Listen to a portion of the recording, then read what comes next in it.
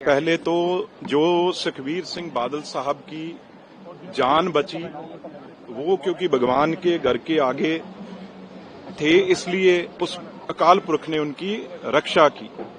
दूसरी बात मैं कहना चाहता हूं, मेरी लड़ाई क्या रही, जब मुझे हर टाइम यही अकाली दल, यही लोग, जब मैं बड़े बड़े टेररिस्टों को, चाहे वो मेरे दादाजी के कातिल हों चाहे और हो, मैं यही कहता था भी कभी भी ये किसी के सके नहीं हैं, किसी को भी डसेंगे।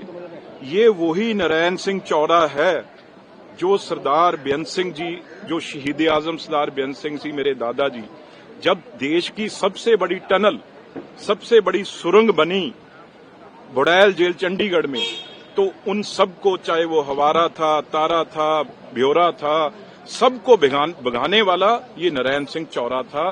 सारी टनल इसने बनवाई और दीवार के साथ गाड़ी लगा के ये आदमी वहां उनको भगा के लेके गया, जो अलग अलग वो पकड़े गए।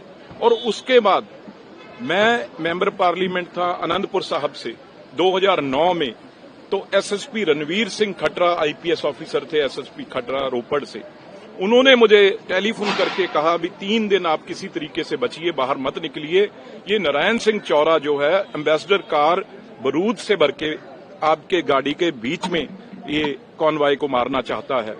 तो मैंने 3 दिन वो निकाले, ये पकड़ा गया।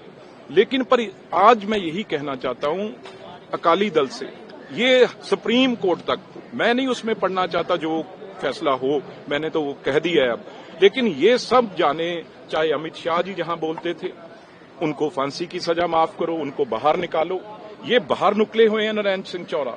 इनको अगर कोर्ट, पुलिस सब कुछ करती है, मुबारकबाद देना चाहता हूं पंजाब के डीजीपी को, वहां के सीपी भुल्लर साहब को, पर जब वो ये लोगों को पकड़ेंगे तो कोर्ट इनको सजा नहीं देता, इनको कहीं ना कहीं प्रोटेक्शन मिलने लगती है, कनाडा अमेरिका से, बाहर से बड़े बड़े वकील आके खड़े हो जाते हैं। तो इसलिए मैं जितनी इसकी निंदा करता हूं, लेकिन इनकी जगह जेल में है, जेल में है। जब इनको बाहर निकालोगे ये आपको काटेंगे काटेंगे, ये वो नारायण सिंह चौरा है। तो इसलिए आज बहुत पंजाब का माहौल खराब करने की कोशिश की गई है, तो इसके ऊपर सख्त इन्वेस्टिगेशन होनी चाहिए।